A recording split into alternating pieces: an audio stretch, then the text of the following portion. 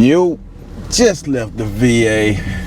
Had to come back to the VA because apparently they got my lab work mixed up with another veteran's, because I saw my doctor on the 16th and he was like, hey, I need to go over your lab work with you. And I'm like, all right, cool, let's do it.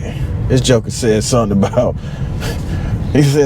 my liver. I'm like, took it as a shock. I'm like, okay. The numbers on my liver tracking didn't make sense to him. It was like just straight, a line straight up. And he's like, he ain't never seen that before. So he asked me about the symptoms. I like, nah, I ain't got none of those symptoms. Symptoms as far as liver failure or whatever. I was like, nah, I don't have any of those symptoms. So then he was like, are you on any over-the-counter medications? I was like, I take B12 gummies, I take vitamin D gummies, I get them from Walmart. I said, that's about it. I said, then I take the fiber. I take the fiber gummies. I said, because, taking the Percocet and the ibuprofen, sometimes it clogs you up. So he's like, well, just start getting your medication from the VA. He said, I'm going to put you in a script for your over-the-counters to come here, get it from here. I was like, cool. So when they sent me the lab work in the mail, of course, I went over it to look at the numbers, and I'm sitting there like, something ain't making sense. So my oxycodone tested negative. So when they gave me the urinalysis, it was like negative for oxycodone in my urine. So I'm like, hold up. I've been on oxycodone. I started back taking it in September 2024. I said, I've been taking an oxycodone pill almost every night, only when I'm in pain, severe pain. I took one the day before I had to do my lab work. So I'm pretty sure that would have been in my urine, because the shelf life for oxycodone is like 72 hours. So, come on, brother. Damn. You get that big truck for if you can't damn drive it. Boy, I tell you people out here cannot drive. Took that joker 30 minutes to turn on the road. So, yeah. So I'm sitting there, I wrote my doctor. I was like, hey, these lab works don't make no sense to me. And I said, if anything, my urine should have been positive for oxycodone, because I've been on them since September. And I knew I had something in my system before I took the urine test. So why is it showing up negative? So we redid the labs. Hopefully everything come back like normal, like it normally do.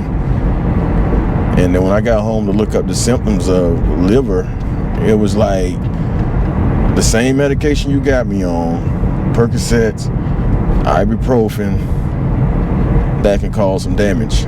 This wasn't discussed in his office, because inside his office, I don't really get a good signal inside the VA healthcare clinic. So I was just going off what he was telling me.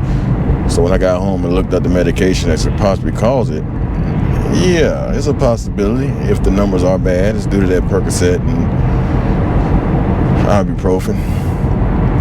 But I don't take the medicine like I don't understand how people get hooked on the oxycodone, because I don't. It don't do anything for me. It alleviates some of the pain, but not all of it. Especially in the beginning, it was taking the pain away. But now it's really just, I don't even feel them working no more. So yeah. Part two of why I think the lab work was a mistake is because back in 2018, the VA sent me a letter decreasing my percentage. And I'm like, I got the letter. I'm like, you taking me from 100% down to 90%, because you see that my conditions have gotten better and not worse.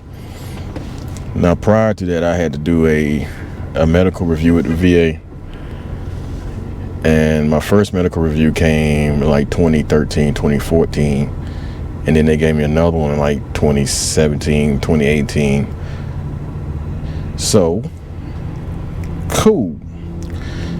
So when I got the letter, I called my VSO. I said, hey, the VA is trying to knock me down from 100 down to 90. And I know I've been going to urgent care and to the VA for the same ailments that I've been having to get this rating. So she said, let me check up on it, see what we got.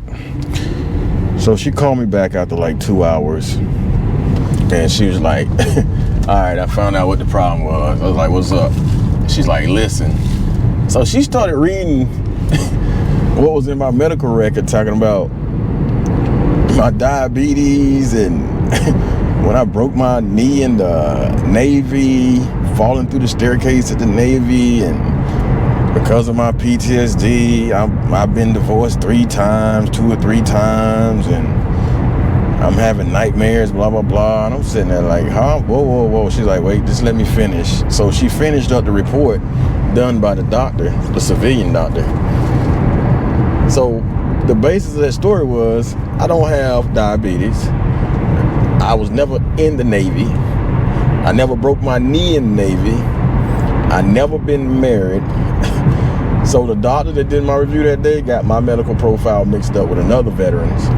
So he probably got 100% based on my medical record, and then you gonna take me down because his medical record, which is crazy. So now I'm feeling like the lab work got crossed up.